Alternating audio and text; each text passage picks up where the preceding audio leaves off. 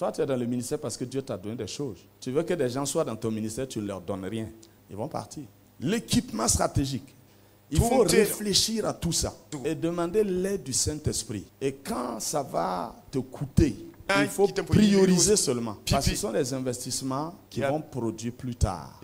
Dans la gestion de l'Église, il y a un certain nombre de choses sur lesquelles il faut mettre l'accent. En tenant compte des différentes couches que tu abrites dans ton assemblée. La première chose qu'il faut s'assurer, c'est l'enseignement. Il faut t'assurer que tu peux amener les gens à une profondeur qu'ils n'avaient pas. Ça, c'est un point capital. Chaque fois que tu prépares un enseignement, demandez à Dieu la grâce d'amener les gens dans un autre niveau. Quand les gens t'écoutent sans avancer, ils se fatiguent. Quand tu leur répètes ce qu'ils savent déjà, ils s'épuisent. C'est comme un livre. Tu prends un livre, tu commences à lire. Au bout de 10-20 pages, si tu n'as rien appris de nouveau, tu ne pourras pas finir le livre. C'est pourquoi quand tu veux écrire un livre, rapidement, il faut faire sortir des trucs dont tu es sûr que les gens ne connaissent pas.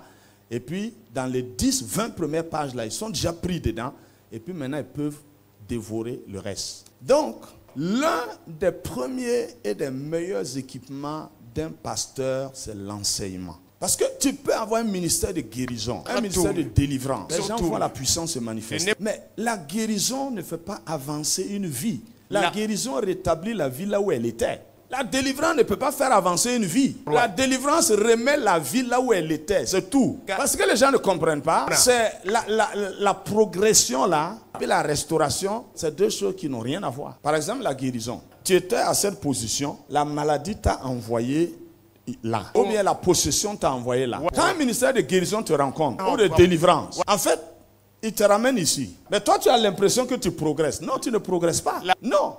Tu es en train de revenir là où tu étais. Quand la guérison et la délivrance vont te ramener ici, c'est fini. Elle ne peut plus rien faire. Elle ne peut même pas te faire avancer un centimètre. Donc, toute ton illusion de progrès là, ça va s'arrêter. Quand tout va devenir normal, tu es arrêté. En fait, tu n'avances plus. Il n'y a que l'enseignement qui ouvre l'intelligence. C'est ça, tu vas sentir que tu bouges. Chaque fois que tu apprends des choses, tu avances. Donc c'est pourquoi on a besoin de la collaboration permanente du Saint-Esprit. Parce que tu peux bien enseigner aujourd'hui et puis demain là, tu perds les pédales.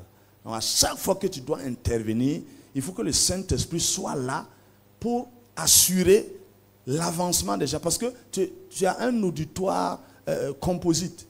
Tu as des gens qui, même si tu dis un truc en t'amusant, ils ont appris quelque chose, ils avancent. Mais il y a d'autres, il faut du consistant pour qu'ils sentent qu'ils avancent.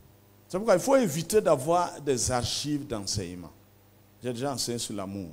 Donc comment éviter encore sur l'amour? Tu n'as rien enseigné d'abord. C'est l'auditoire a changé. Le Saint-Esprit agit par cible. Quand la cible a changé, l'approche aussi change. Donc tu dois recommencer à zéro. Tu retournes à lui, comme David. On fait comment? Aujourd'hui, il demande encore. On fait comment? Amour, il y a 2 semaines là. Tu m'as dit de prendre cette approche. Maintenant, cette semaine, je dois encore enseigner sur l'amour. Quelle sera l'approche? Je peux te dire de contourner comme ça. Parce qu'il faut savoir, quand tu es un enseignant de longue date là, quand tu te lèves avec un thème, les gens ont déjà une idée de là où tu vas commencer, où tu vas passer, là où tu vas aller terminer. Parce qu'ils se disent qu'ils te connaissent maintenant. Mais ils ne connaissent pas le Saint-Esprit. Ensuite, tu collabores avec le Saint-Esprit. Tu vas les étonner toujours. Là où il t'attend, là, le Saint-Esprit ne va pas aller là-bas. Il va aller ailleurs. Donc, ne joue pas avec l'enseignement. Ça, c'est ça qui va faire la croissance d'une église, qui va faire le sérieux d'une église. Quand les gens discutent avec tes fidèles, ils te respectent. Parce qu'ils ont un langage de l'esprit. Et puis, ils sont de la profondeur. Ils ne parlent pas de puissance seulement, des signes seulement. Non, ils ont une connaissance de Dieu et de son royaume. Ça, c'est quelque chose de très important. Et ça n'a rien à voir avec les formations de maîtrise de théologie, de doctorat en théologie. Ça n'a rien à voir. Il faut vite oublier ça. D'accord? Aucune école théologie ne va t'apprendre ces choses. Même si on t'apprend, c'est une seule approche. Quand on va t'inviter là, tu ne peux pas ressortir tes cours de l'école biblique là pour préparer ton enseignement. Si tu fais ça, tu es mort. Il y a une vie réelle qui est différente de l'école. La plupart d'entre vous qui ont fait licence, master là, si on vous demande les cours là sont où là, la plupart d'entre vous ne savez même plus où se trouvent les cours. Les cours qui étaient sur la table, là, après ça rentre dans les tiroirs. Mais dans les déménagements, ça passe à la poubelle parfois. La vie réelle n'est pas faite des cours que tu as pris à l'université. Ça, c'est autre chose. Le ministère aussi, c'est comme ça. Ce que tu as appris à l'école biblique là, ça ne peut plus te servir pour la suite. Il faut collaborer avec le Saint-Esprit.